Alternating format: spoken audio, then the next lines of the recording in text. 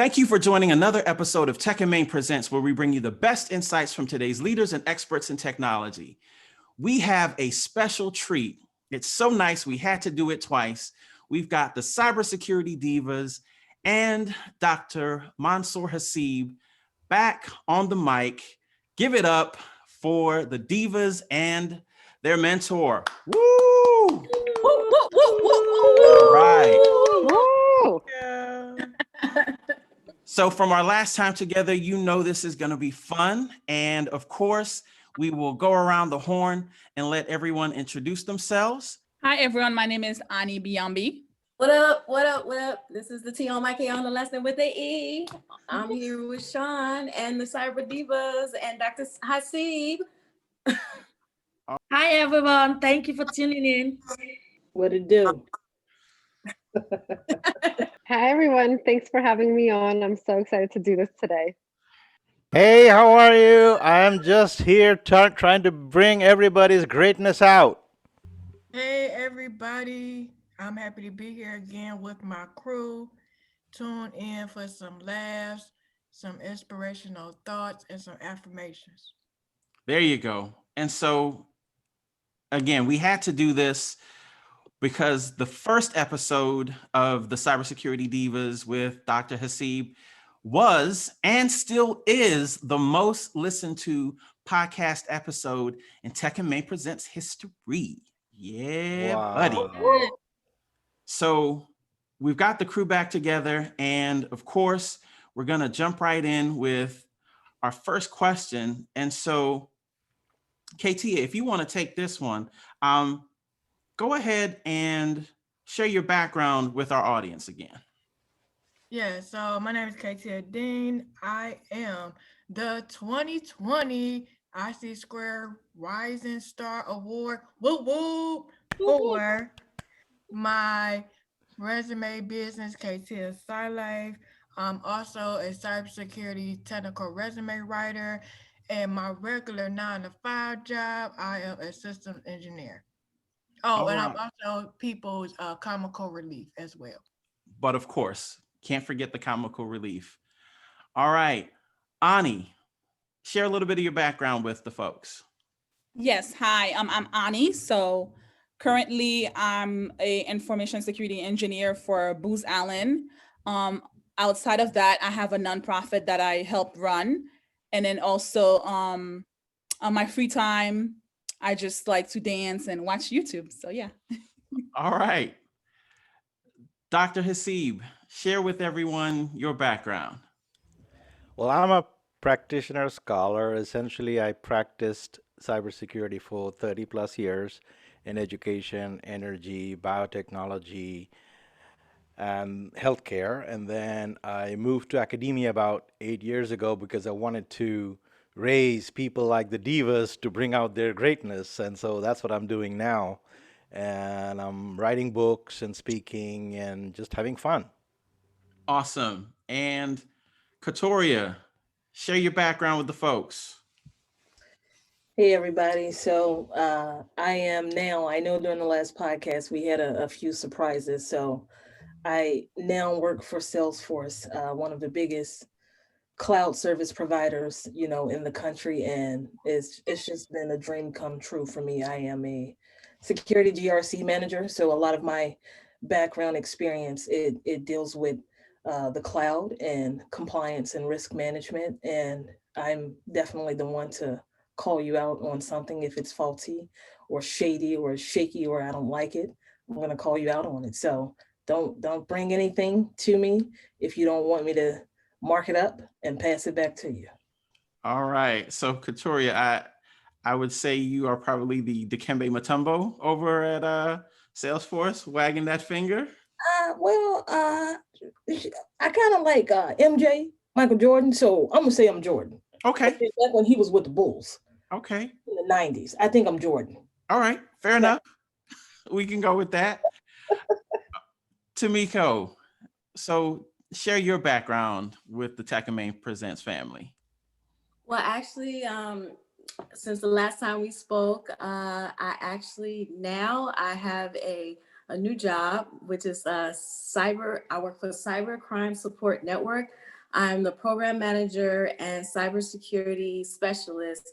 And mainly what I do is making sure everybody that's on the project is on schedule, doing what they're doing, what they're supposed to do on time. I'm also researching cybercrime and also creating a cybersecurity awareness training for everyone in cyber at CSN or cyber at the company. so that's what I mainly do there since we last talked. But this has been a very interesting week where I was offered another position at another company in the government. So at the CDC.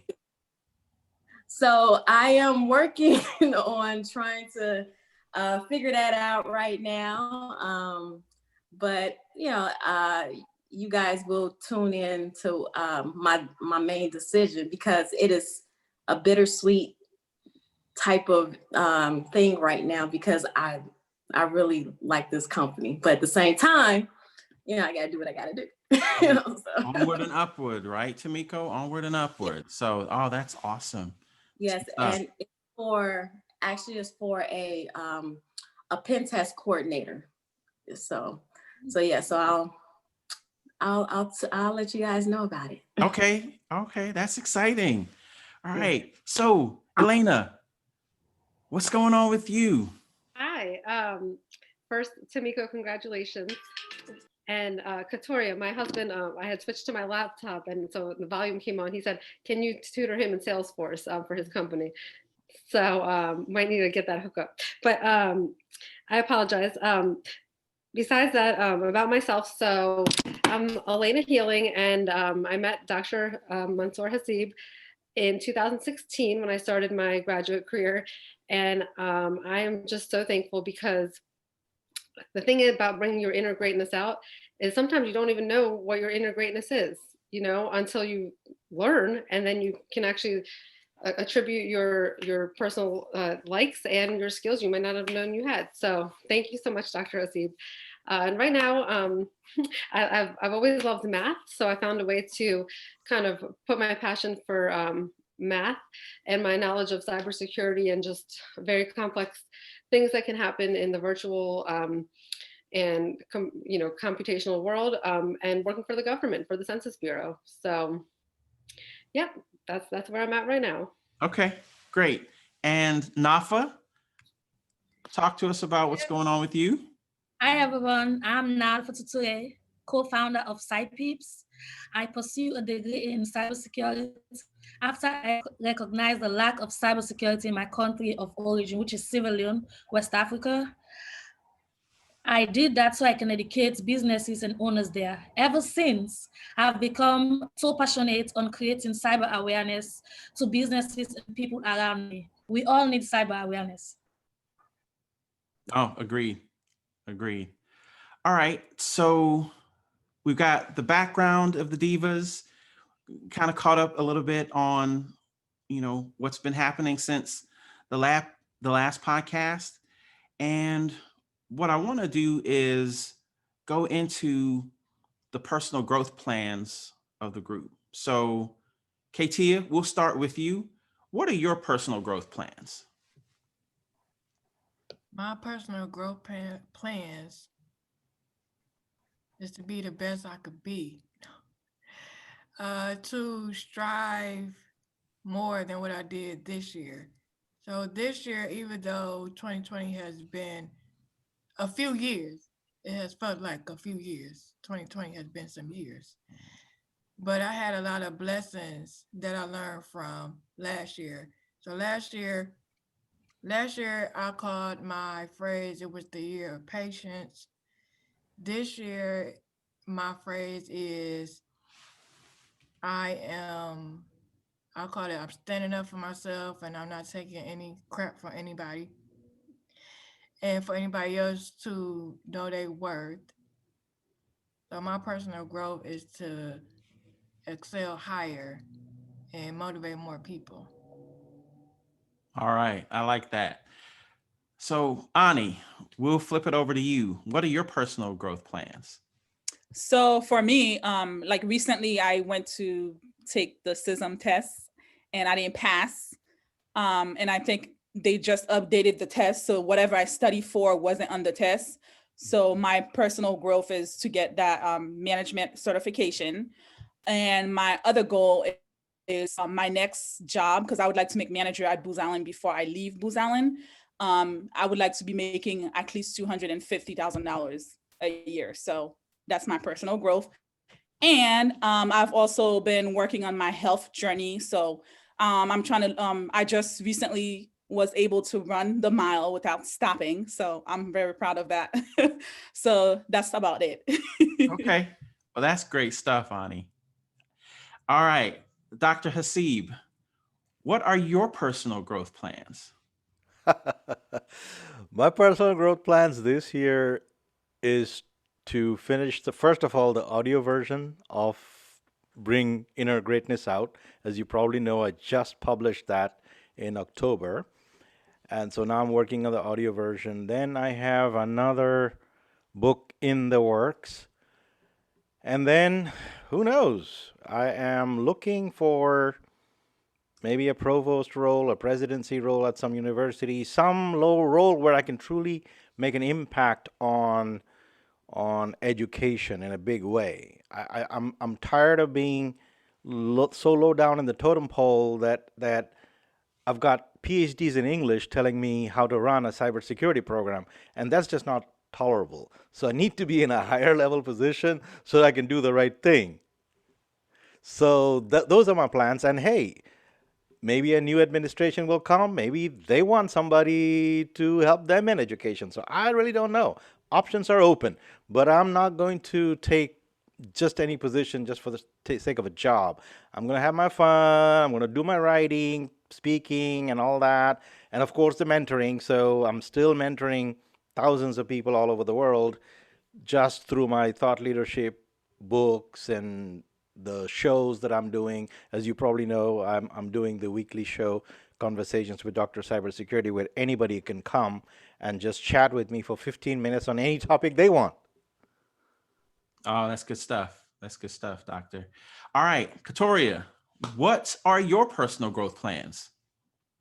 So similar to Ani, I actually, from a health perspective, have to do the opposite. If you guys can see me right now, I've put on a lot of muscle mass, and it's totally unhealthy. I call myself lifting weights and trying to lose weight, and I actually put on too much muscle mass, and so it's been a battle to try to lose weight the correct way to get rid of the muscle mass that I actually put on. But it's good because I saw myself kind of get kind of buff, and that was cool, but at the same time totally unhealthy. That's one of the things that, I'm really trying to focus on in the coming months, is to get rid of a lot of this muscle mass that I have, because for me, from a health perspective, it's really not healthy at all as a female. So if any women are out there, you're thinking about lifting weights, think about everything, think about your family history and everything. Sometimes it works, sometimes it doesn't. Like for myself, I didn't know that it would be, this strenuous on my body, but it's really not good, and it's something that I'm working towards. And I've actually lost maybe about 10 pounds over the last week. So I'm doing pretty good, pretty good. Still have a ways to go, but outside of that, something that I felt like I disconnected from this fiscal year was not really being engaged in the community. I come from, an underprivileged area. I was born and raised in the housing projects, and it's always been my goal to uplift those that are still there, family members, friends, and just kind of like pave the way for them and show them that they can make it. And in the coming, year, I definitely want to get more involved in my local community, which is in Richmond, Virginia, and just, kind of see what's out there as far as like students, if anybody's interested in tech and whatnot, and maybe do like some real personal mentorship, and just put that out there, because it's a lot of people that I know that are still struggling, to get out of that environment. And I just feel like I've almost made it. I haven't made it just yet because I don't have my own business, which is a goal, but I'm getting there, and I feel like I kind of lost track of that this year. And my goal for sure next year is to go back to the roots and, start bringing those people right on up with me. Oh, that's awesome. Yeah. When you reach back like that, that's how we build, that foundation for the next generation. So hats off to you for doing that and for having that focus and that desire. All right, Tamiko, what are your personal growth plans? Well, my personal growth plans is to continue to elevate my confidence level as I continue to meet people and build relationships. So that would help them to continue to grow themselves. When I'm confident, then they're confident. And then as we collaborate, we grow together. Also surround myself with more leaders, in different organizations. Like, for instance, I started with the Executive Women Forum, and I have a mentor that I've been helping out, and she's been growing like tremendously with pretty much speaking in front of people, because she's much more of an introvert than when I met her. It was like she barely was able to talk to me, but now she has came out of her box so much, where I am so happy for her, and she spoke in front of maybe a few hundred people last month. So I'm looking forward to hearing what she has to say about it, because she's excited that happened for her. Also, I'm trying to get back into, I have a group called Cybersecurity Momentum Movement, and I'm trying to get it where a lot of the people in there will find their way in getting jobs or just building some type of self-confidence. So I call myself thinking about, well, a lot of people are highlighting people that's in cybersecurity.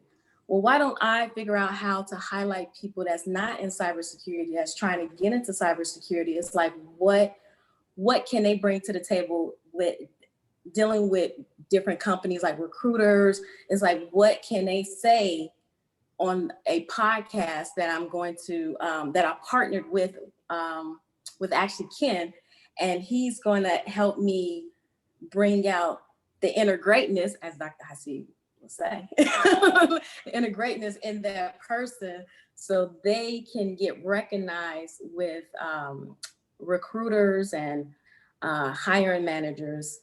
And also, I'm starting to create a cyber rap book. So I have been writing my raps, different raps, and it's a little challenging, but I'm getting there. Yes, I'm getting there. Okay. All right. That's good stuff. That is good stuff.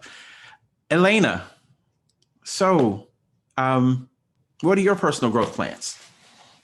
Hey, Shaun. So as I just told everybody in the group last week, I'm actually pregnant. Oh, congratulations. Thank you so much. Yeah, I wouldn't believe it. I can't, it doesn't even feel real, but I'm due next month. And so then around Christmas.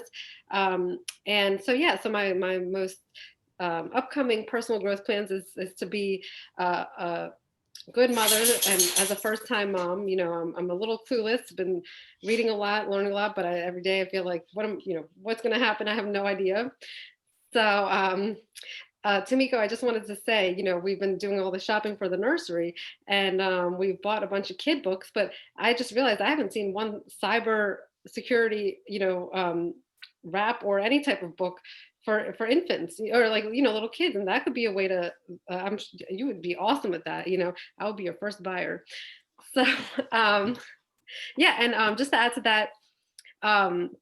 I really do have a passion for leadership. Thanks again to Dr. Hasib starting that in my life, that care, that knowledge, and my personal growth plans for, corporate life and being in the government is really to continue to grow in a light of leadership.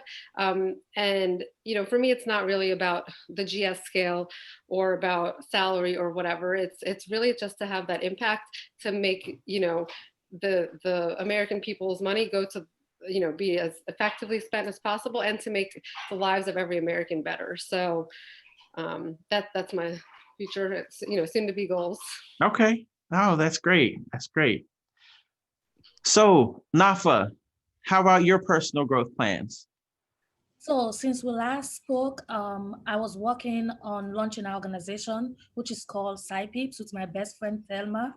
And my personal growth plan is to increase my business and let the world know of Cypeeps and the impact we create to the world in times of cyber awareness.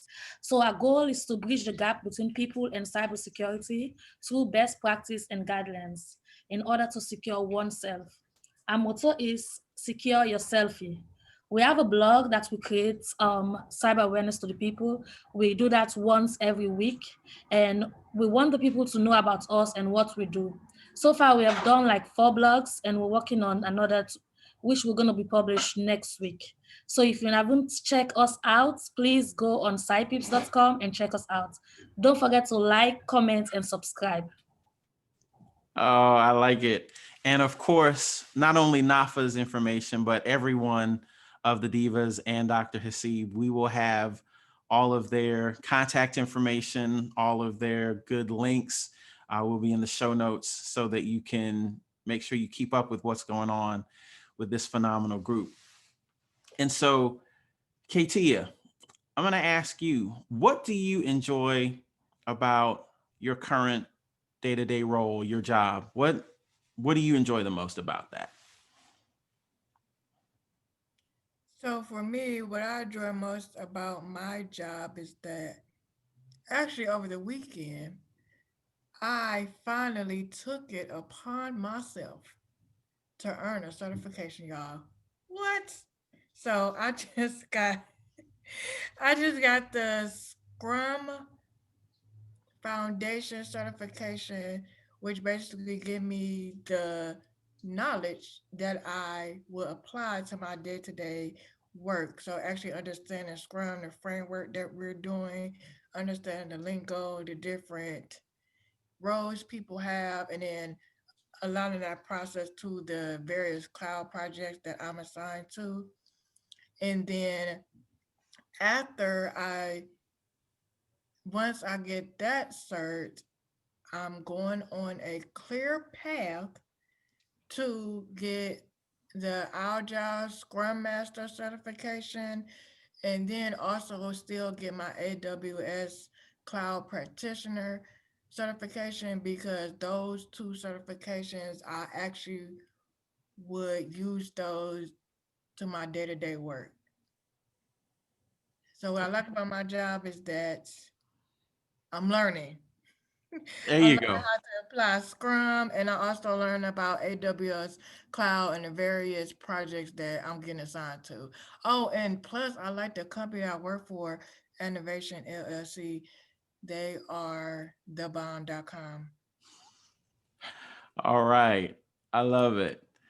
So, Ani, what do you enjoy about your job? So my current job, I enjoy working with the different teams and different group of people. So I still do policy, and I'm a SME for the RMF side of for my job. And what I really enjoy about working for Booz is that since I've been there since 2017, I've been in like 6 different like roles and position. And in my last position was audit, which I hate. So I will never do audit again. I know that's something that I do not want to do. But I did learn a lot, and it helped with like, putting tasks in order and then figuring out like what goes with what. And like learning, it was a learning curve for me as well. So I really enjoyed that. I just enjoy working with the people and meeting different teams and trying to get the technical part down as well. So Okay, awesome. So, Dr. Hasib, what do you enjoy about your day-to-day work? Well, my day-to-day work involves a lot of things. It's mostly with people, as you probably know, that I'm basically trying to bring that inner greatness out from people. And I take on mentees and students like that in a variety of ways. One is even through Toastmasters. For example, if people want to learn public speaking, then people who join my Toastmasters club actually get free coaching, training, mentoring on public speaking. So, for example, right now, one of the people that you all know very well is Aisha Berry, right? And Aisha Berry wants to be a great speaker, and I know she has it in her. So just like I was coaching the other people to bring out what is special about you, with Aisha, I discovered. So what I do is I try to discover the person. I try to learn about the person. And with Aisha, I tried to figure out, okay, what is it unique about her? I found out that she has this incredible sense of humor. I mean, she can make fun and joke about almost anything. So guess what? I tried to say, okay, can you introduce humor and teaching cybersecurity at the same time? And so that's what she's been doing. So that's what I've been coaching her on. And so far, she's done an amazing presentation on passwords, okay? It is humorous. It's all out there on YouTube. And so this is what we're going to be doing, and taking like each person's talent and then applying it to make something unique so that nobody else can really replicate that. You see, so I'm telling her to apply to speak at conferences with that. A humorous cybersecurity presentation. Guess what that will do to her? She will be a star. You watch it. So this is what I do with people. And that's kind of that's been the mode for all my graduate programs. Also, every program that I've done is specialized like that. I even coach the professors that you're going to have to take special attention to every student. That's why I never wanted two big classes. I wanted smaller classes so that you could pay individual attention. If you have 30, 50 students in one class, you cannot devote time to them. And that's not right. That's not what they're paying us for. Yeah. I want everybody to develop to their fullest potential because they're already born unique. So why should we try to make them average, right? Let's build on that uniqueness, whatever it may be. Yeah, couldn't agree more. That's good stuff. Katoria, holding it down over there at Salesforce. What do you enjoy about your job? Something that I think I enjoy is kind of weird because some people would probably be annoyed. The amount of interaction that I get from people literally on a daily basis for those wanting a referral. Outside of my work duties, that's really helped me in really networking a lot with people. Like sometimes, some roles would be a good fit for people. And, if it's a close peer, then, a referral, or at least I'll, reach out to someone else that I know at another company and refer that person that way. So I've been doing a lot of networking since, being in this role and really helping a lot of people, secure positions. I want to say maybe at least 20 people that I've spoken to, since I first joined Salesforce. I've helped them, with securing roles, not necessarily with my company, but with other companies. And so I feel like me being here has really, I don't know what it means, but it's like golden or something. I'm able to help so many more people because people now feel comfortable enough to reach out and, seek help.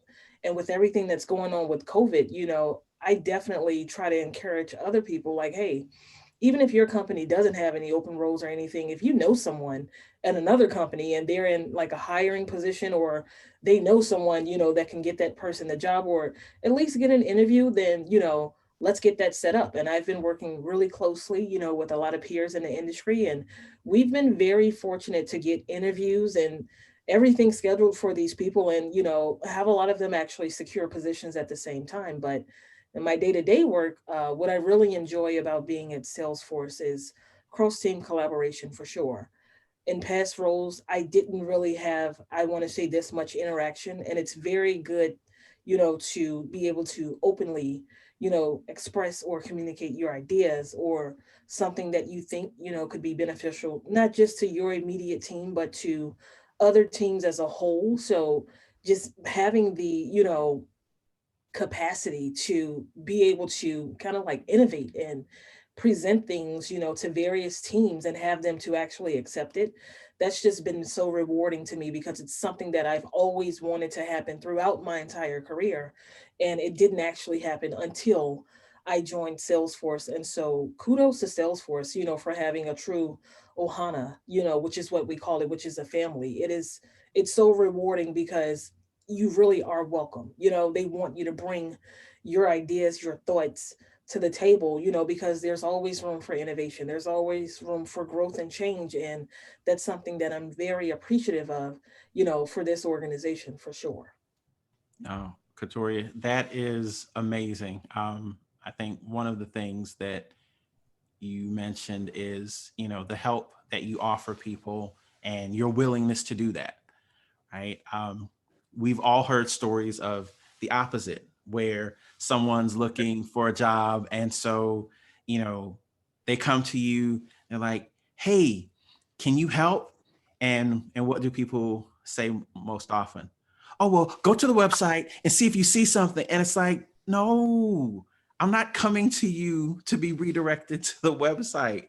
I mean, everybody can, go to the website, type in a keyword and, come up with what they're looking for. I mean, when people humble themselves to come and ask for help, don't make it difficult for them. And so I'm glad that, you're extending yourself and, actually helping, when people need it. So that's good. So on this point, I want to mention something, because if you notice some of the things about this group of people, my deal with mentoring anybody has always been that you have to give it back. You have to be a leader and mentor others, right? Yes. Because at the end of the day, it's unlikely that you would be able to repay back the mentor, but that's not what life is all about. That's not how society works. Society works, you pay forward, right?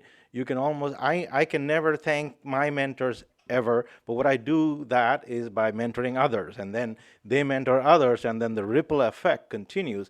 To me, that's the true essence of leadership, and that's one of the things that I've tried to teach every one of my mentees. Oh, that's good. And Dr. Hasib, thank you for adding that perspective. Yeah, it is all about paying it forward. It's not like you've got a stack of money that you hand out every time someone does something good for you.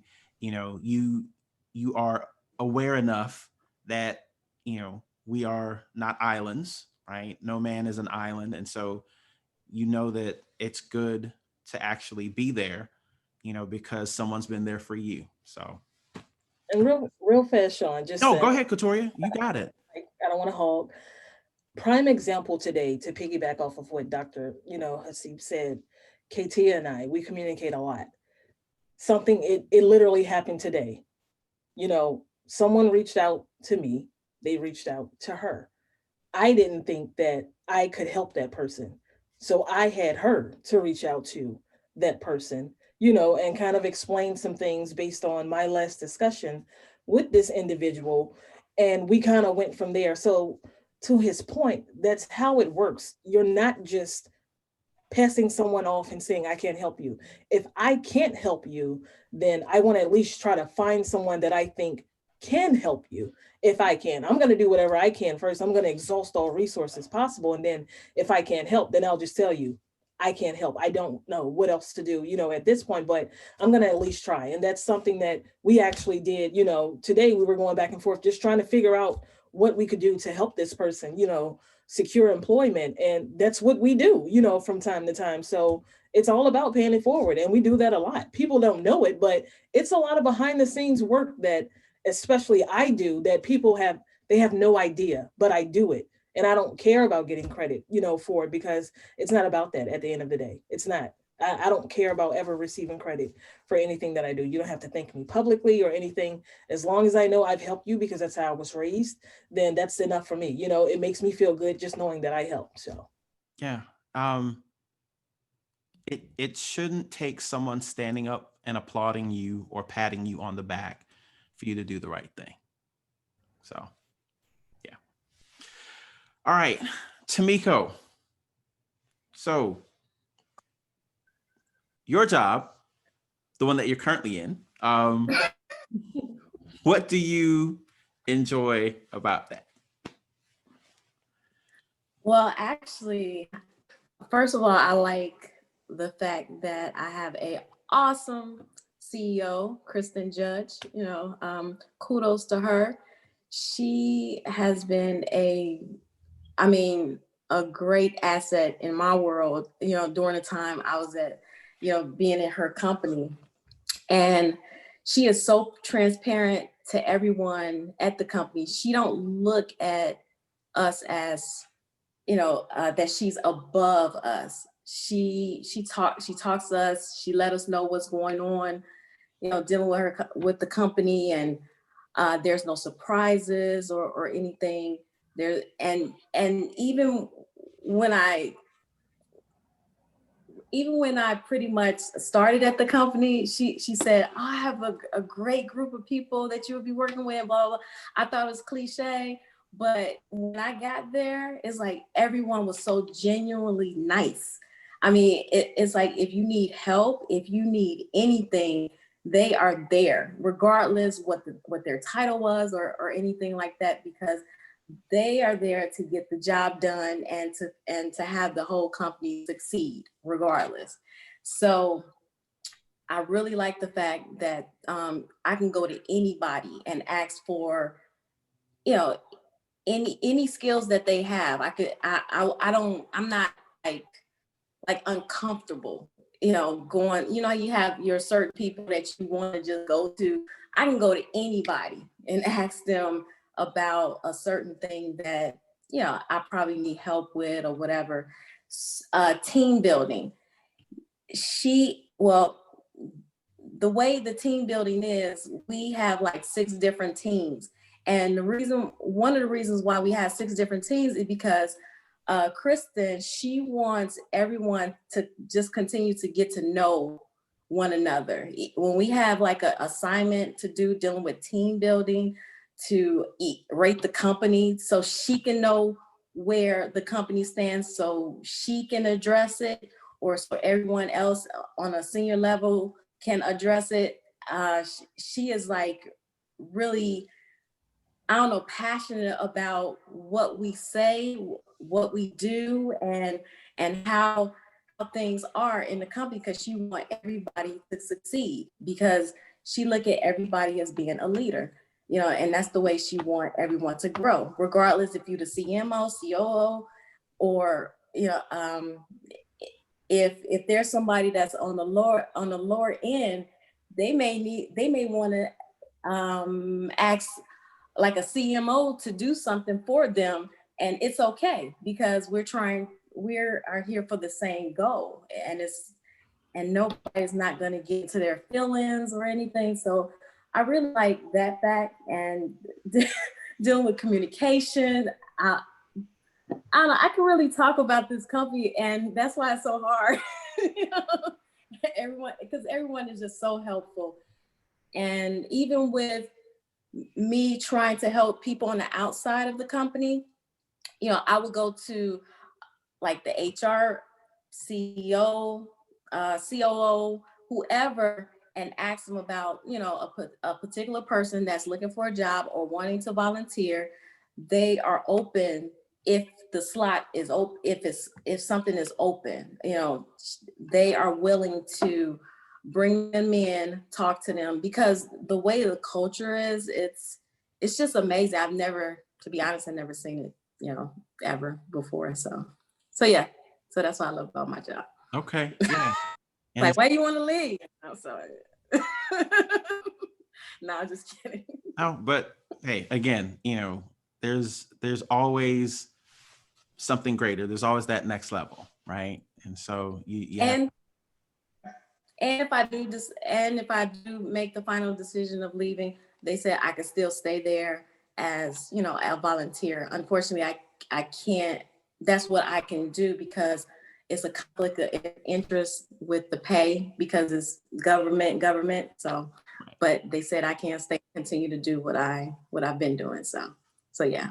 So I'm not all the way out the door. That's awesome. I mean, the fact that they would still create a space for you, you know, that speaks highly of you and, you know, obviously what they think of you, but then that speaks highly of, you know, Kristen and the team there, you know, wanting to see how they can still, you know, make it a win-win. So that's good.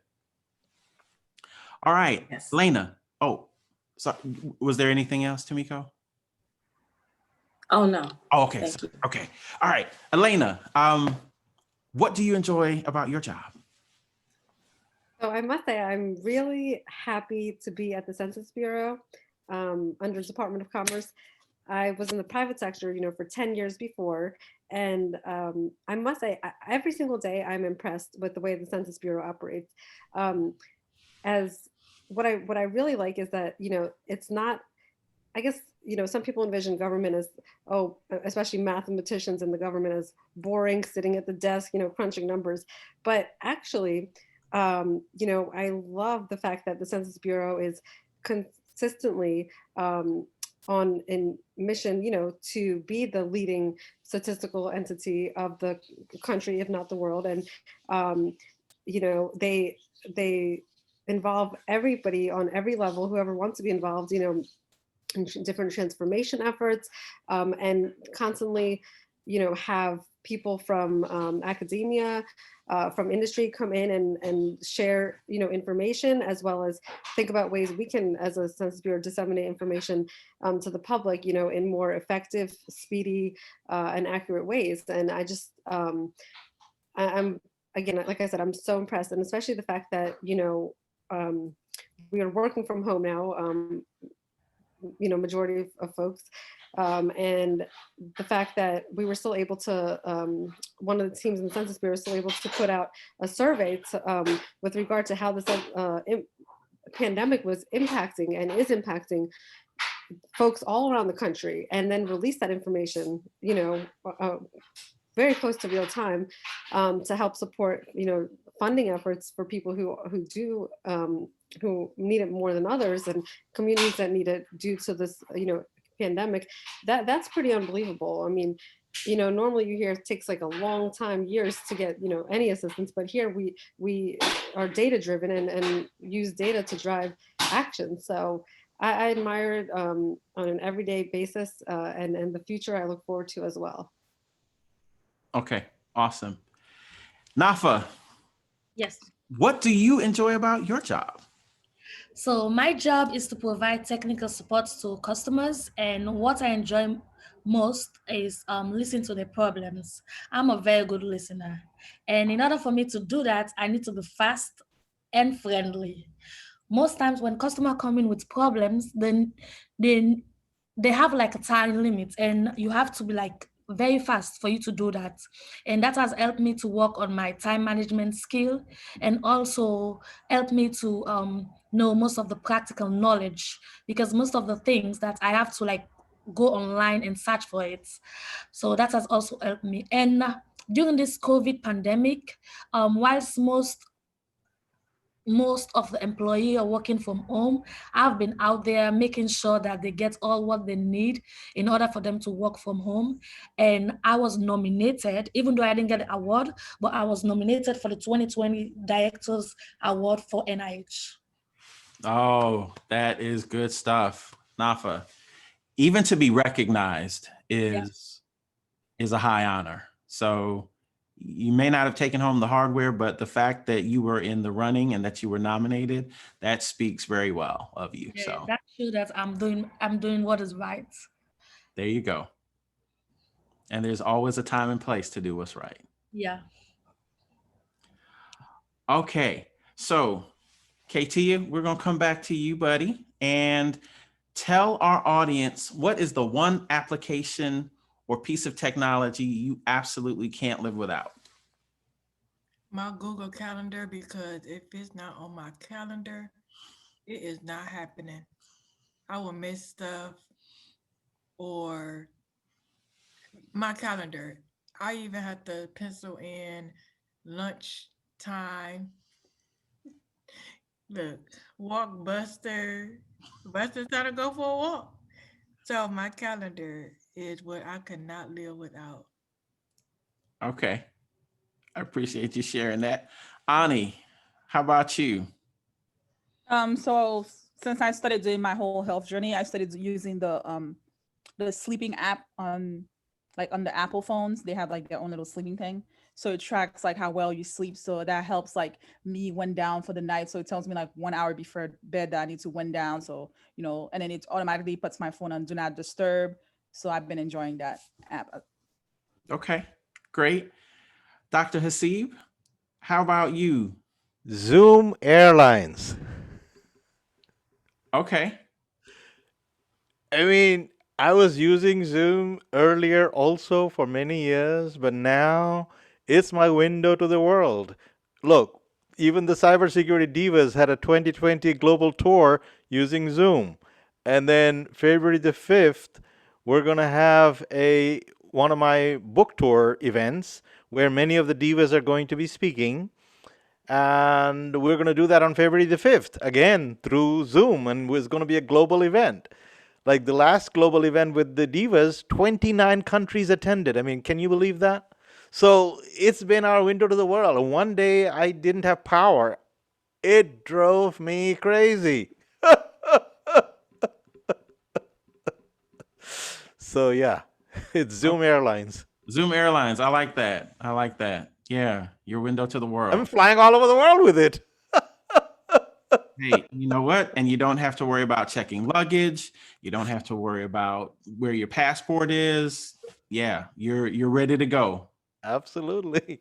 That's I good was stuff. I was talking about, so one of the things that I'm doing as part of my book tour is I'm sharing stories of various people that I've helped bring out their inner greatness. And my first story was about Tomiko Evans, and I was talking about her, and I was saying how she's in big demand now, and she's going all over the world via Zoom Airlines. That's right. Have Zoom, we'll travel. There you go. KT is doing it too. Yeah, it's funny. People have cut down on their travel expense, but their exposure is way up. Yes. Right. My conversations with Dr. Cybersecurity, that series, it would never have happened unless this COVID thing, quarantining. I'm like, okay, I'm used to making lemonade out of lemons. Okay, I cannot do anything about this global shutdown. So what can I do? Write books, do some conversations globally, and guess what? Network, put together virtual events, and basically have fun. What else am I gonna do? No, that's a great attitude, Dr. Zeeb. All right, Katoria. So what's the one app or technology that you absolutely can't live without? Um, it's two things. So the first thing it's gonna be my panoramic Wi-Fi, not just Wi-Fi, panoramic, okay? Because I have so many devices connected in my house. It's ridiculous. I have 3 cell phones. That doesn't include my work phone. Okay, don't ask Shaun why I have 3. I just do I because won't. I don't know. I still don't Sorry, know why, I'm but sorry. I have to ask, why do you have 3 cell phones, not including your work phone? I honestly one is primarily dedicated to music. I don't touch anything else on the phone except for Pandora. That's pretty much what that's used for. My other phone is like for family, I guess you could say. And then my other phone is for peers and whatnot in the industry. I don't want to give everyone my phone number. So I have a phone that's pretty much dedicated to just professionals, just networking and whatnot like that. So I guess that's why I have 3. That's still insane. I mean, but I got a good deal, so why not? Got a great deal on that. So yes, I have 4 phones technically.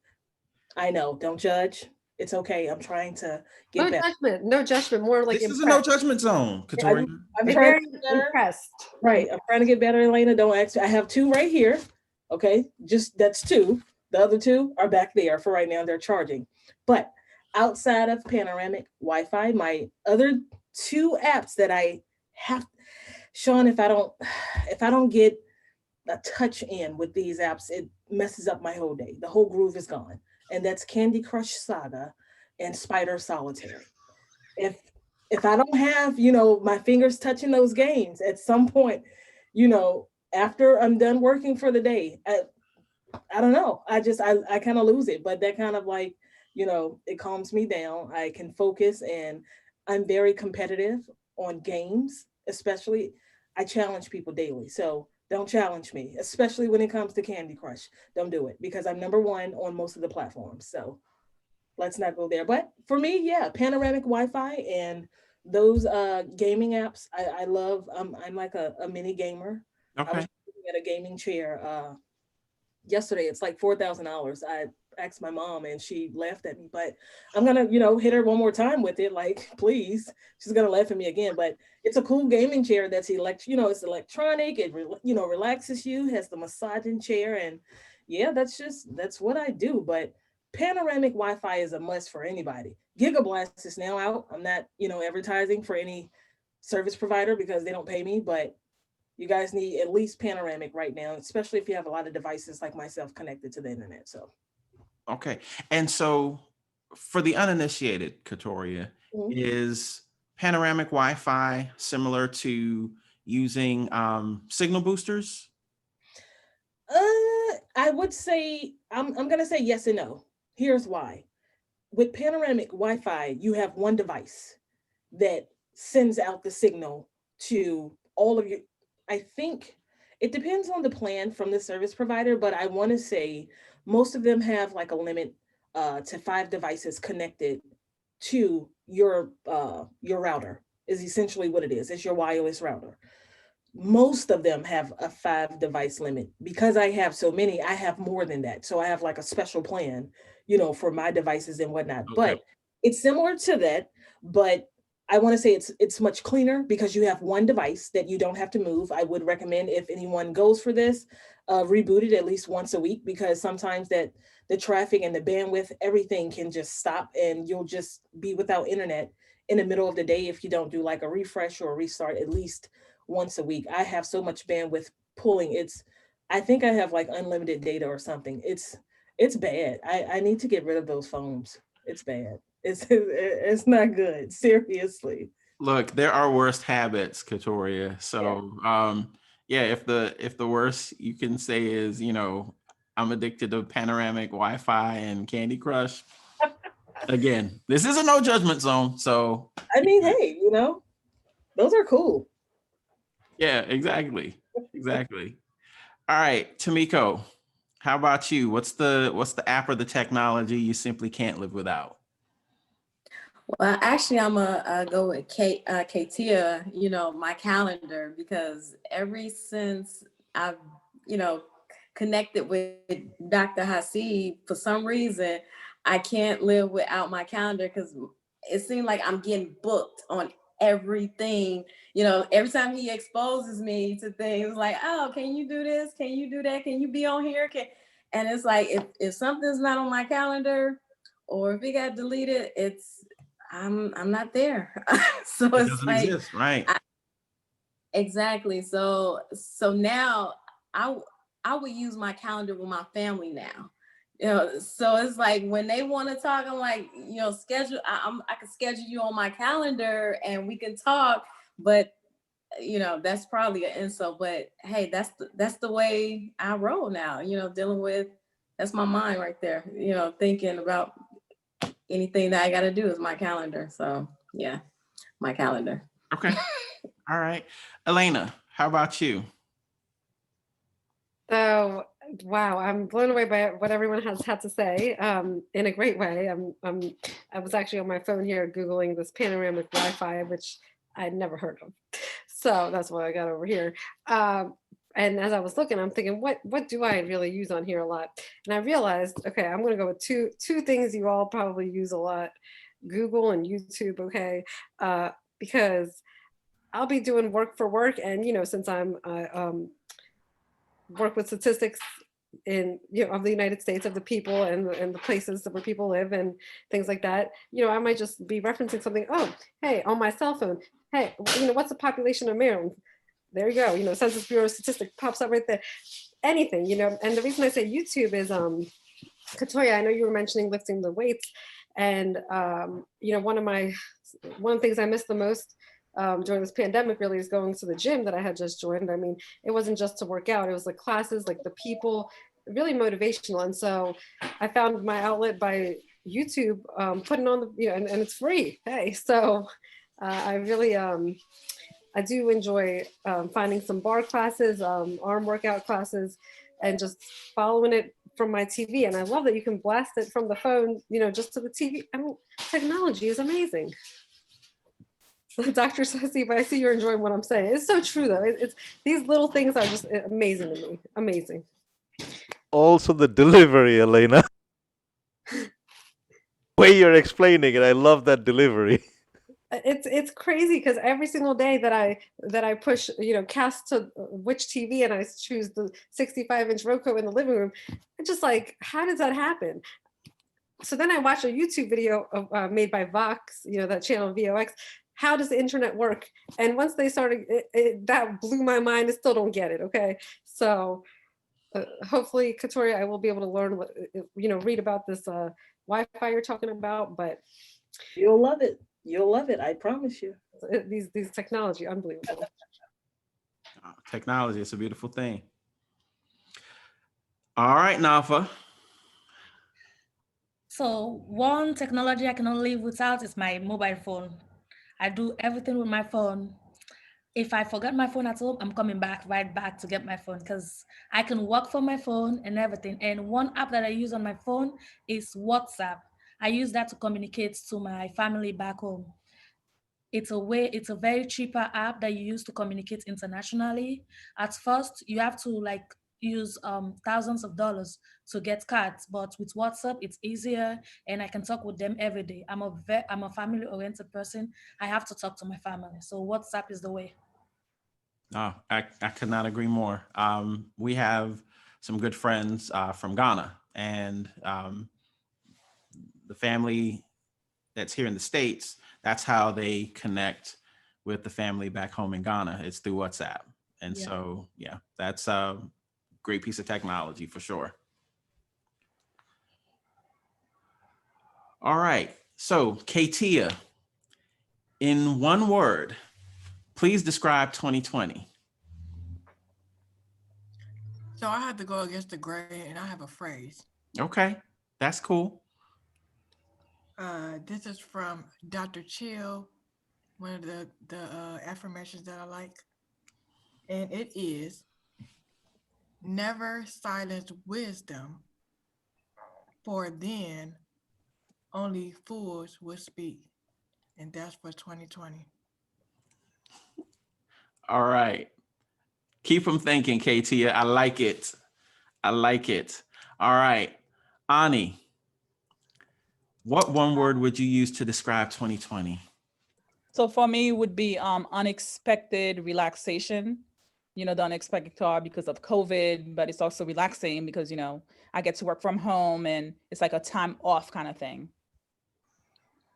Okay. I like it. Dr. Hasib, how about you? I would have to say innovation because honestly, I've had to be so innovative to do everything and get everything done and be more efficient, but also keep my sanity and keep a whole bunch of other people's sanity because people are getting depressed. And so I'm trying to do my best to help and engage, which was another reason why I started that show because I saw people were getting laid off and people needed counseling, some people needed help, and it's hard for me to scale to help a lot of people because I'm more about scaling. See, it's hard for me to just help 10 people. I'd much rather help 1,000 people or 10,000 people if I possibly can. So that's why I did that show thing where people can come, ask me questions, and I know there are thousands of people with the same questions, but it's recorded. I've given the answer. Now lots and lots of people can benefit, and that actually is happening. That innovation is the whole thing that has been driving me. Now innovation is naturally in my DNA. So, but I think it's on steroids now. Yeah, it's concentrated, right? Yeah. I'm innovating in ways that I never even thought about. Like even things like virtual backgrounds, I wasn't into that before. I didn't have to do that. But now that's become like a advertising mode because I can't do the book signings and conferences, any of that. So this has kind of become that avenue also. I mean, I had to do the signed books from my website now. I didn't have to do that before. See, I was taking my books to conferences and I would do book signing there. But now I had to set up the website where they can order it directly from there. See, I mean, Elena, part of the reason that Elena became my mentee was I mean, she talked about 2016, but that was the year we had a conference, and my thing was always about telling students go to the conferences because a lot of the learning is going to happen outside. I mean, I did that with Tomiko, I did that with KT, I did that with NAFA. I mean, every one of them luckily started doing this conference thing. And Elena came to that conference and she bought one of my signed books. That's how she went into leadership. I'm saving that book until I can. It's going to be worth $1 million with your signature. I hope. And I don't know if Dr. Hasib, if you saw in the chat, I just wrote your new book is possibly the best book I've ever read. Really? I genuinely mean that. I've already recommended it to a lot of family and who's like in the like just graduated college or like looking for what they don't even know what they want to do with their future or whatever. I wrote it's so crucial for everyone in every place in their life. So I'm not even, I don't get paid to promote anything. I'm genuinely mean that it is such a meaning, it has such a value add book for anybody. So have you finished reading it already? I'm almost finished. I've actually read almost every section because I was skipping around because I was so intrigued when I went through, so I think I'm going to read it again because like I would reread a lot of paragraphs. They were just so important and things that I've thought in the back of my head. And then, seeing it on paper is like, whoa, this is so true. Right. So this is the other thing you talk about this year in innovation. This book has been in the works for 2 years, but I was never getting the time. And with all those demanding jobs that I had, but then when I decided that, no, I'm making so much money for all these people, but really nothing is happening for me. And I got all these people telling me how to run my programs. And in the meantime, they're making triple my salary. I'm making this measly salary. No, I'm going to stop making money for other people, concentrate on my own project. So that's why I said, this book, I sincerely believe this book is going to help a lot of people. So I said, let me focus on doing all this stuff that has been waiting around for so long. So I really appreciate that you feel that way, Elena, because that is wonderful. Yeah, and as you point out, there's so much factual evidence in there. You have so many statistics and numbers in there of and like relations to real life stories of people in their companies and the finances. You're right. Somebody is worth making 25 times as much as their salary, but yet somebody else is making is their value add is none, negative. Right. So it's so eye-opening. It is crazy. Like the people above me were making 2-3 times my salary, yet I was the one bringing in $117 million a year. $117 million. And then after I left, that revenue has dropped by $87 million. So what did they save? And yet they had a mass layoff in the company. That doesn't make any sense. Yet the people that did the layoff, they're sitting there, still earning those salaries. The lower level people are all getting laid off. This is happening all over in academia right now. There's an article in Inside Higher Education now. You got all these big shots. They're making all kinds of money. The people that are getting laid off are the administrative assistants and things like that. to tell you honestly, no department can run without an administrative assistant. But I think you know what, Dr. Hasib, I think maybe if they haven't realized that, losing $40 million in revenue is quite a chunk of cash, especially, with how much it's like 30% of their revenue or whatever, the numbers are. But I think that time, like time heals all wounds, time tells all. I think that ultimately you're so spot on, and ultimately it will come where they will not be able to survive and thrive at all. It's only a matter of time. Yes, I sincerely agree with that. And that is what I was saying, that finally, when I made the decision not to enable this anymore, I saw that we were literally enabling, by continuing to work in these kinds of environments, we were literally enabling this. So I said, okay, I'm stopping the enablement, because I'm the spigot here. I'm the money engine. So if I stop making the money, then these salaries won't be sustainable. Yeah. That's what one of the things that I decided, that when 2020 hit and I made that realization, and I'm like, they're constantly keeping us in this strange situation where our contracts could be renewed or could not be renewed. And people making the decisions are not really the revenue earners. We're the revenue earners, and yet we are always in this constant scare that our contracts may not get renewed. And if we go ask for a raise, they'll tell us, oh, should we not renew your contract? Like they would threaten us with not renewing our contract, as though, I'm like, do you understand that we are the ones sustaining your salary?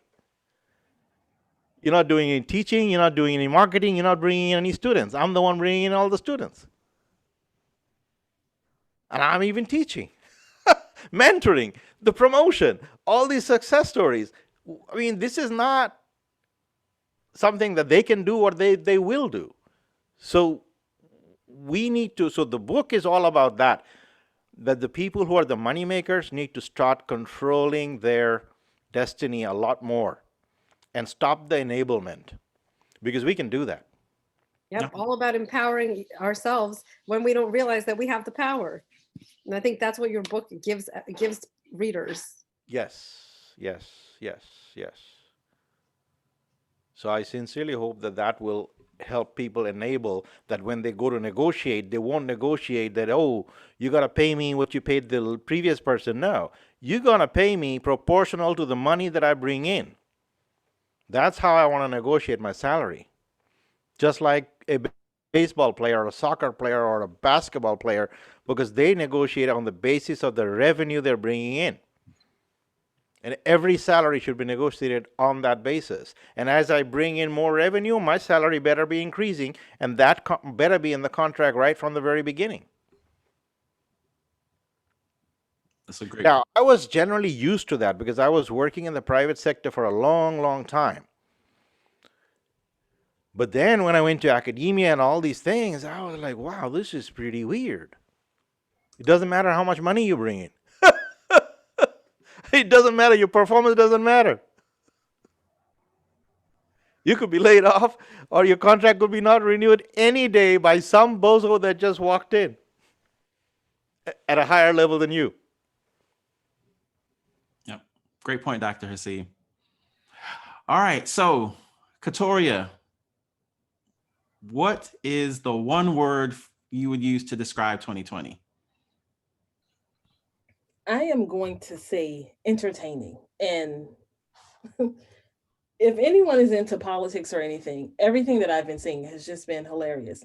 I looked forward to the jabs and blows that they were throwing each other, for weeks and months. I mean, that kept me entertained. I'm going to say entertaining, but unfortunate at the same time, just because a lot of people, they lost their jobs and everything. But watching this presidential election and watching these guys go for each other's heads and throats every single chance they got, for me, that was just so funny, because I don't think anything like this has ever happened in the history of this entire country, the beef that those two, quote unquote, had for each other. And that was just entertaining. And it seems as though so many people were engaged in politics, this time around. And I've never seen that many people, talking about it. And this stuff started like over the summer. So I'm going to say entertaining, because that's when I really started seeing a lot of people talking about, the presidential election and whatnot, and who should win, who shouldn't win, and oh, blue versus red, left versus right. Okay, red light, yellow light, green light, who cares? It was entertaining, to me, but I really felt for the people that, that lost their jobs too, during this pandemic. And that's why I think I've been really trying to help as many people as I can, because a lot of these people have children, they have families, and to say that something's entertaining, it's not what happened as a society, it's what happened with the presidential race and Right. those two guys. That's just been entertaining for me. And it's just been funny to watch it, hilarious. But unfortunate for those that, have lost their jobs, and they're continuing, to try to seek employment. And so just trying to uplift people too, posting funny things and whatnot like that, getting people engaged on LinkedIn. It's been helpful, but those are the words that I know, that's more than one, that I would use, to describe, 2020 from my point of view. Okay. All right. Well, I appreciate you sharing that. All right, Tamiko, how would you Yes. describe 2020? I would describe it interesting, very interesting, where families starting to come together, people sitting down and smelling the roses,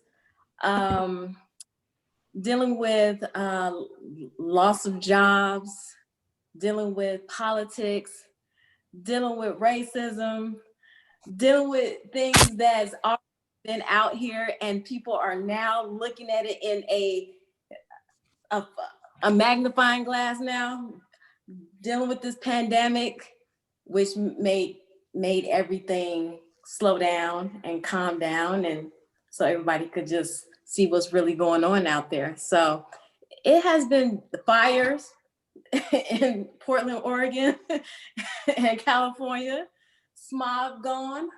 So it's just been very, very interesting and entertaining. Like Kotoria said, it has been very entertaining too, but interesting. Okay. Elena, describe 2020 for us. Miko, I'm going to use another I word. Starts with an I, ironic. If you guys remember that song by Alanis Morissette back in the day, isn't it ironic when it rains on your wedding day, when you're afraid to fly and your plane crashes? Well, let me tell you something. The 2020 is perfect vision. What in the heck happened this year? How many epidemiologists do we have working across so many different private, public organizations?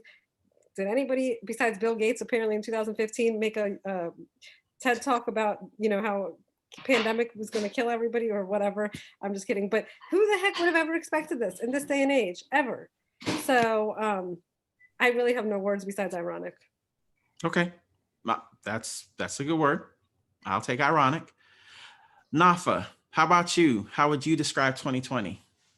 So as Elena said, nobody was expecting it. I would just say unpredictable. Yeah. No one was ready or prepared for what is going on right now. And I'm just praying and hoping that we'll get a vaccine and things get back to normal, because it's really hard out there. Yeah. No, agreed.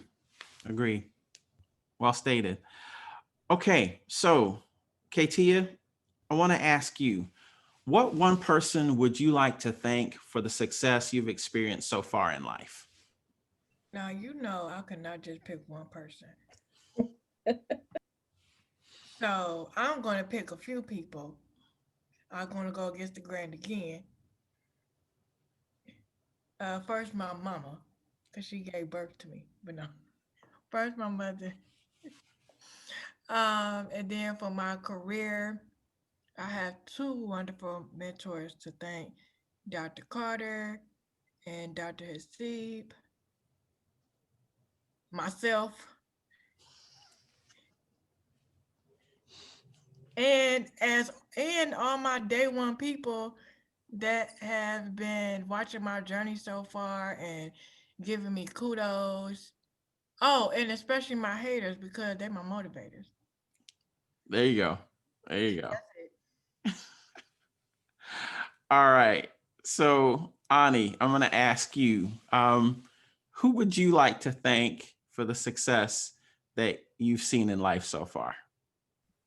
Like Katia said, I don't have one person, but I was thanking my mother as well, because if she didn't come to this country, I would not have the opportunities that I have now. And then she was big on education and being independent. So I would like to choose, I guess, nominate my mother.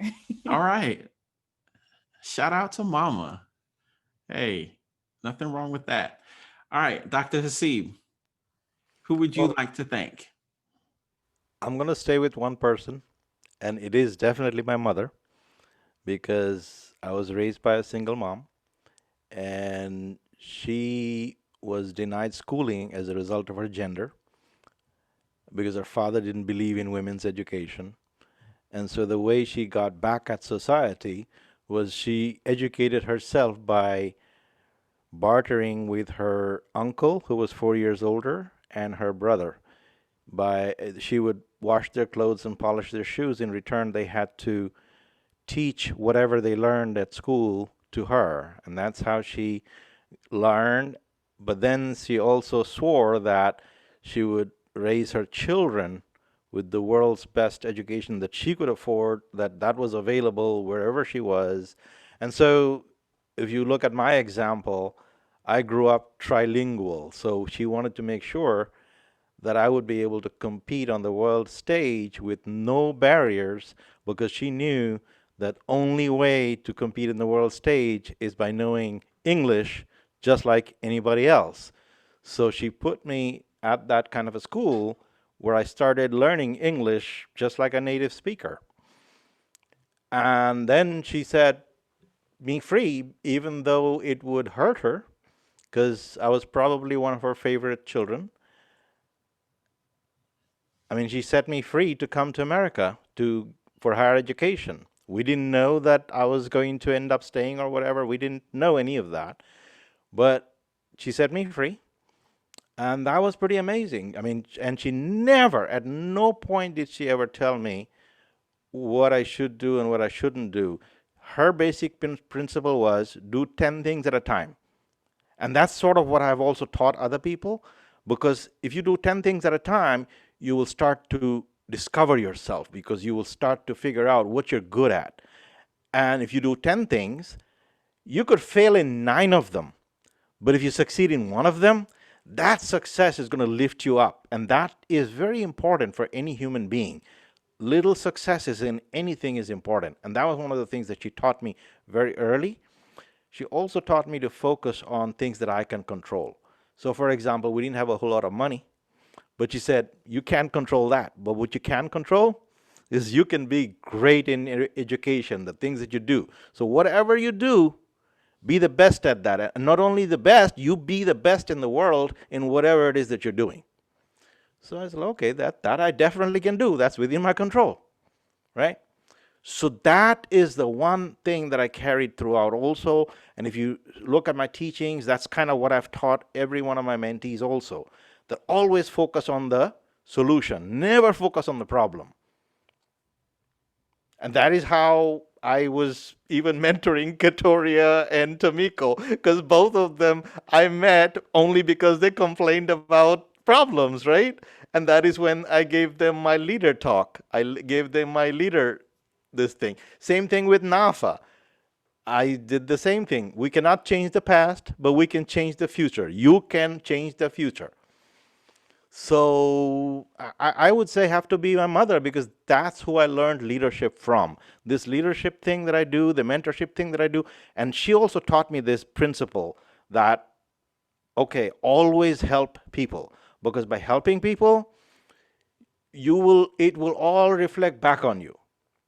It has to, because the success of other people is going to drive your own success. And that's basically what has happened to me.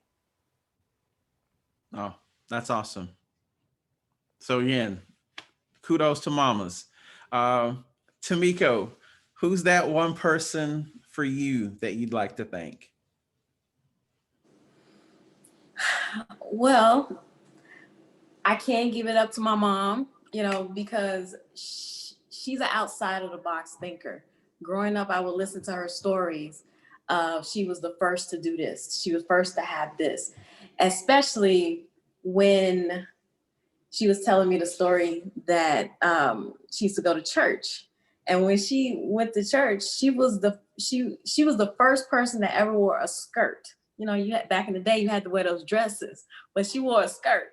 So, because she used to sew for herself and everything. She was like, well, and then everybody talked about her. Everybody, turned their nose on her. But then that following Sunday, people was wearing skirts. So she was a leader. She was not a follower. And I started thinking during this pandemic, I've been thinking about things, so I've been thinking about like, wow, those things have pretty much ingrained in me. But, she's pretty much the first person. But as time went on, I would look at a lot of family members that was succeeding, the women in my family, and I would look at them and they would pretty much coach me and tell me about some of the things that they've been doing. And it kind of motivated me, but also my haters, and I don't care if I'm putting this on the air, but my brother, he's a hater.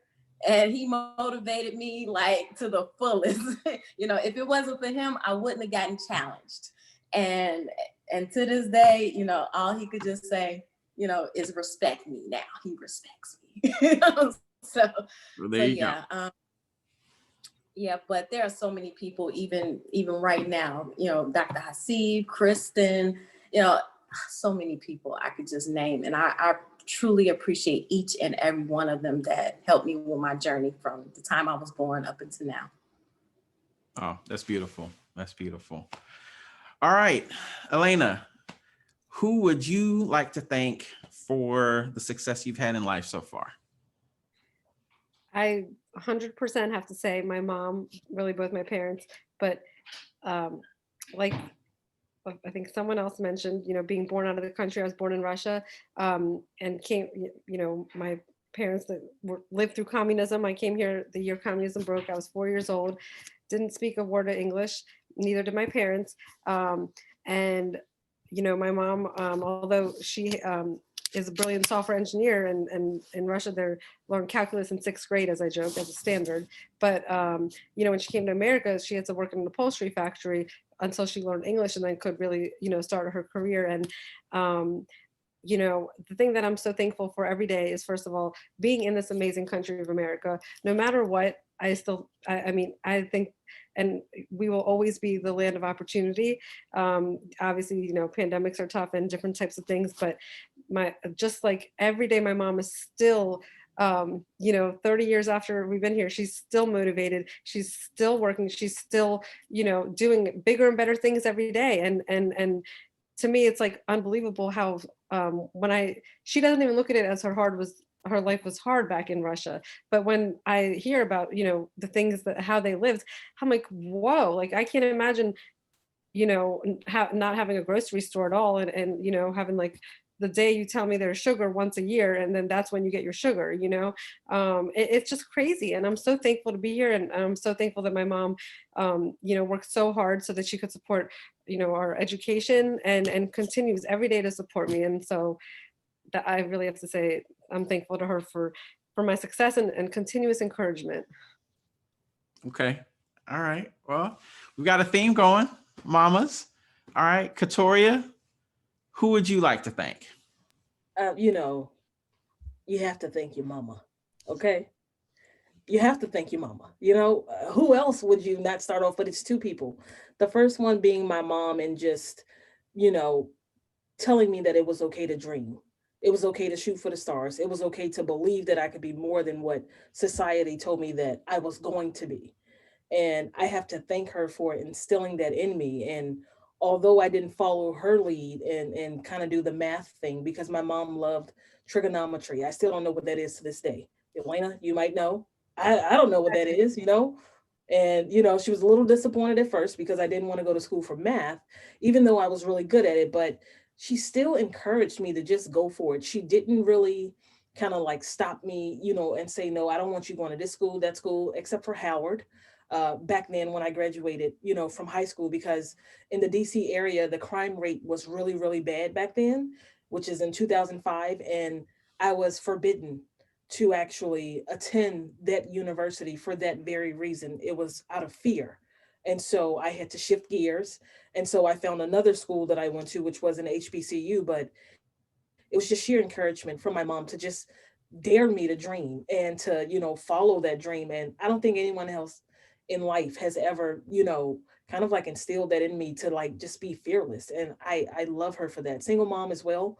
Out of 5 children, I'm the oldest. So I have to lead by example, you know, on so many levels. And it's so hard because they don't listen to me, but whatever, you know, one day they will. But outside of my mom, I'm going to say, you know, for sure my spouse, my wife. A lot of people don't give credit to their other half and their significant other when they fail. I failed for so many years and my wife never left my side. You know, if I wanted to be an astronaut and I failed at that, guess what? She supported me. If I wanted to be a firefighter and I failed at that, guess what? She supported me. It didn't matter how much money I was making. It didn't matter where we were living. At one point in time, we were staying with a family member and our dogs. And guess what? She was right there by my side. And those two people I have to thank because they both continue to support me throughout my journey, throughout my failures, and never once turned their nose up at me and said that it's not good enough. You know what I mean? It was just nothing but encouragement. I've never had any two people in my life to pat me on the back and say, it's okay, you failed. Okay, dust it off and try again. And look forward to you actually trying again and actually making it happen the next time around. And that's the encouragement that I get, you know, in both corners. And it's so good because they love each other. So I'm just like, oh, well, this is great. You guys talk about me when I'm not around, but whatever, you know, but it's really, really good to have, you know, that empowerment coming from two different angles and the support, because it's very hard for a lot of people to get that, you know, in society today. I didn't grow up in a two parent home. You know, my father died when I was 2 years old, you know, to gun violence. My mom was my mother and my father, and she gave it her all. You know what I mean? And you got to thank your mama, Shaun. You have to. You know me, my mom for sure. You know, and my wife. Like it's undeniable support, and I'm very grateful, very appreciative because it's hard, man, growing up and trying to make it in life. I'm not even going to say in this field, just in life. It's just hard, and to have that support, I'll forever be grateful for that. Hey, like Tupac said, shout out to your mama. So Dear mama. Okay, hey, about to play clock. Okay, about to play it. so, yeah, that's what it is. That's what it is. All right, Nafa, we'll round out with you. Who would you like to thank? So for me, I want to thank my family because there's a saying that goes, "It takes a village to raise up a child." So I want to thank my family for always having my back and always being there. And as always, I will always want to thank Dr. Hasib for his constant support and mentorship. And also want to thank my best friend and business partner, Telma, who always pushes me to be the best version of myself. All right, that's awesome. All right, Divas, Dr. Hasib, we are at the last question. So Katia, we'll kick it over to you. Where do you see yourself in 10 years? Hopefully retired on a yacht sipping a margarita, watching the sunset from a nice ocean view. All right. Hey, and with all the things you have on your plate, I don't have any doubt that we will be checking in with you in 10 years and what you just said will have come to pass. So Yes, I gotta speak that to existence. So I'm working on that. there you go. There you go. All right, Ani, 10 years. In 10 years, I will have a multi-million-dollar company under my name, married with kids and living, wealthy lifestyle. I love it. Hey, everybody deserves their best life. Dr. Hasib, where are you in 10 years? I don't know. Hopefully, in 10 years, we'll have established the university of the future. That's one of my dream things that I want to do because I sincerely believe education needs to be changed big time. The current model of education is not working. You got incredible administrative bloat, which is what is raising the tuition. Tuition should not be so high. We should be providing students digital materials for learning. In other words, when a student comes, they shouldn't have to buy technology to do labs. They shouldn't have to buy books. We should be providing them everything in that one single tuition. And that tuition needs to be digitally supported so that it is not that incredibly high. There is no reason, to tell you honestly, when I was at the previous university where I was bringing in $117 million, I had like 3, 4 layers of bureaucracy above me. We could have gotten rid of every one of them. It wouldn't make a difference in the whole quality of education or anything because technology allows us to replace a lot of these redundant people. We really don't need all these administrative bureaucracy that is earning 2, 3 times our salary. So I'm hoping that we can build that university of the future where it's going to be, again, competency-based education. So all of the people that I have mentored that have gone through my programs, you see, one of the things you will notice in them is they're doers, they're leaders. They are not just book knowledge and going through quizzes. They have done things that are relevant in real life, so they're able to go to any kind of a situation and think. And if you notice, we made them present, we made them write, I mean, Katoria's first complaint to me, why do I have to write so much? Oh my God. Okay. But I said, look, this is what is stretching your brain. And then once your brain is stretched, it is stretched and to that level forever, for the rest of your life. And it will serve you well because your brain is going to continue growing. This is what I want to make for education. Then I want to have education tied to the industry. So a lot of the capstones, a lot of the things should be internships, should be tied with the program so that students would graduate with a lot of even hands-on experiences and relationships. So conference attendance, presentations, these should all be integrated into the curriculum. Then career counseling, mentoring, all of that should be personal branding. If you notice, even that was one of the things also in our projects. So Elena had to do that. She had to build her brand on LinkedIn. These were things. Now, Tomiko and Katia didn't have to do it because they skipped that one particular class, but Elena was in that class because we were, I mean, Katoria and Elena were in that transition zone where, and so was Katoria. But Elena went through that, where we had to teach them about personal branding, leadership right up front, and making relations with career services and so on. But that's the future of education. And then books. The e-books should be multimedia. We should never have two-dimensional flat books anymore. You should be able to touch a link in the book and it should take you to a video, an audio, whatever. I mean, the books of the future will be multimedia and you should be able to carry it around.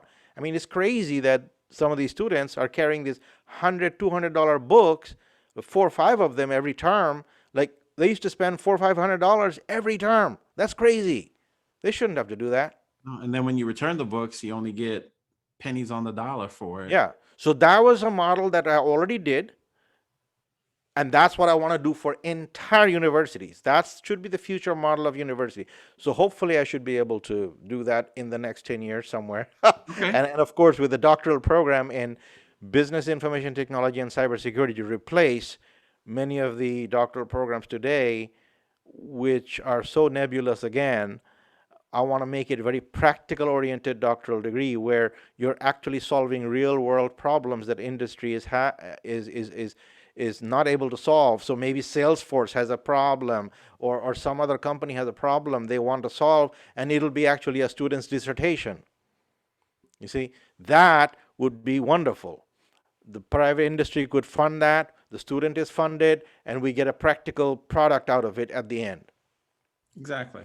Oh, I love that. I love that. And so, yeah, I'm excited to see what the next 10 years holds for that vision of disrupting university education. All right, Tamiko, 10 years from now, where are you at? Well, actually, I want to say retired, but realistically, actually, I would like to have my own consulting business where I can do private-public partnership with different organizations, the government, that would help people that has some type of autism, such as Asperger, because my cousin had it, but he is so good in computers. It's like he has like a certain element or something that where he can get like really detail oriented into what he's trying to do. He the one that showed me how to hack a website. One of my classes I had, he was like, oh, well, all you got to do is do this and change this. And I'm like, you haven't even gotten your bachelor's degree. What? So he's very detail oriented. But the thing about that is he could not interview. He's not into the whole, people with Asperger, they're not really social active or anything like that, but they have a knack for certain things. And I want to get to the point where people can see the abilities that they do have instead of the abilities that they don't have to help the company. Okay. I love it. Mission focused. Yes. That's good stuff. Elena, mom to be, where are we in 10 years? I want to be one of those cool moms that's not only smart, but successful and inspirational, and not too cool though, because you don't want to be the too cool mom, where the kids are, being bad at your house and the other parents don't want them to come over. No, I'm just kidding. But no, I really want to be, comfortable and happy. Like I've always, my number one thing has always been do what makes me happy, and obviously in a way that contributes to society. And I feel like as I want to inspire that, continue to inspire that with my husband and my kid or kids. I think wherever my career goes, whether that's, being a lead in the 2030 census, hopefully no COVID then, doing something at another statistical agency within the government, or maybe not even necessarily statistical, but just doing something which will continue to contribute greatly, and again help the lives of Americans in all different aspects. So that's where I want to be in 10 years from now, and also retired and on a boat as well. But okay. All right, so we got a couple boat options. That's good stuff. All right, Katoria, where are we in 10 years? Two things, kind of like three, but I'm gonna make it two. The first one is relaxed. All right, so right now we live in a society where we're just going and going and going and going and going. You want to be good at everything. 10 years from now, I want to be relaxed. I want to be comfortable, and to the point to where I'm still giving you my all. I'm still giving you my very best, but I'm not breaking myself all the way down to do so. And it's expected, when you're younger, to really go out there and get it and push for it. So right now, I'm all for it, 10 years from now, though, to Katia's point, sitting back, with my pinky up, sipping on a mimosa somewhere, I don't know where, but somewhere. But outside of that, I also want to have a major global footprint. And by that, I mean, I don't want to limit myself to just doing things here in the United States. There are so many places and countries and, areas I feel like cybersecurity and the cloud is definitely going to be impacting in a very positive way. And I want a piece of the pie. So I feel like 10 years from now, I need to be in a place in which my global footprint, it expands beyond the United States, which means I'm going to have some type of business or partnership or something, you know, out there to where you're going to know who I am throughout the world, not just here in the United States. You know, it's really thinking above and beyond. And it's kind of like what my grandmother always used to tell me, like, everybody's going to know who you are. Everybody still doesn't. So I don't know what she meant by that, you know, growing up, because a lot of people still don't. But seriously, and you know, I should be a comedian, seriously, because I'm funny.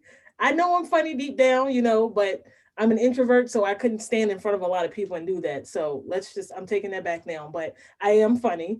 But Shaun, seriously, having a massive global footprint, you know, I think is really going to be a major accomplishment, you know, for me. I still don't know business wise, like what exactly I'd like to do. I have so many ideas. I just haven't executed on any of them, but global footprint and relaxing. Those are my goals, you know, 10 years from now. That's where I want to be.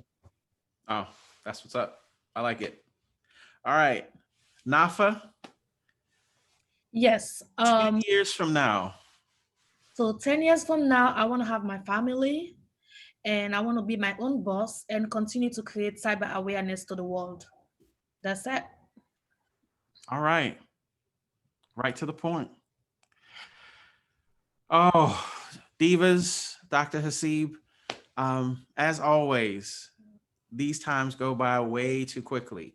But before we go, we'll go to each of you and please tell the audience the best way to stay up with you, the best way to get in contact with you. Katia. Yes, for everyone to get in contact with me, you will go to my website, ktscilife.tech, or you can also check out my YouTube channel, which is KTSCilife, and you will connect with me on LinkedIn by my first name, Katia, my last name is Dean. Please add a note with your request, and then I will accept it. All right. On Twitter. Awesome. Ani. Yes, so you can get in contact with me on LinkedIn. It's Ani Biambi, Anye Biamby. That's the easiest way you can get it. Just send me a message and I will respond. All right, great. Dr. Hasib. For me, the best thing is to LinkedIn and then www.cybersecurityleadership.com. And if they want to join my conversations, there's a conversations tab over there.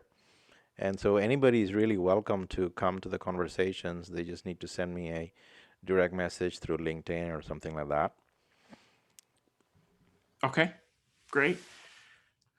Tamiko Evans. They can contact me on LinkedIn. That's where I'm at most of the time. I guess if they want to email me, miko323@live.com, but LinkedIn is the best way. Okay, great. Elena, best way to stay in contact with you? They can contact my personal assistant right here, Oakley. No, I'm just kidding. That's my little pup napping. No, you can contact me on LinkedIn at ecom121, EKOM121. All right. Katoria, what's the best way for folks to track you? Well, I was about to say, Shaun, that I'm the only Katoria on LinkedIn. Obviously, I just searched my name and that's not true. So, you know, if you're going to look for me on LinkedIn, because that's the platform that I'm most active on, I do believe that I am the only Katoria at Salesforce. So you'll know it's me. I have on Salesforce gear in my LinkedIn profile picture. My last name is Henry. I shortened my entire name on LinkedIn because so many people were having issues finding me, but that's K, not C, Katoria. Last name is Henry, okay? Not John Henry. I think, you know, we might be related somewhere down the line though, Shaun. But if you guys don't know who John Henry is, Google that. You know, he was like, you know, Google it, you know? Right. But I seriously think we might be related. But that's we'll save that for another session. But Henry, Henry. All right. And Nafa, how are we tracking you? So they can always get me on LinkedIn, and they can also check my website, cypeeps.com. I have some amazing blog creating awareness, cyber awareness. So you can always get me on LinkedIn. Okay, great.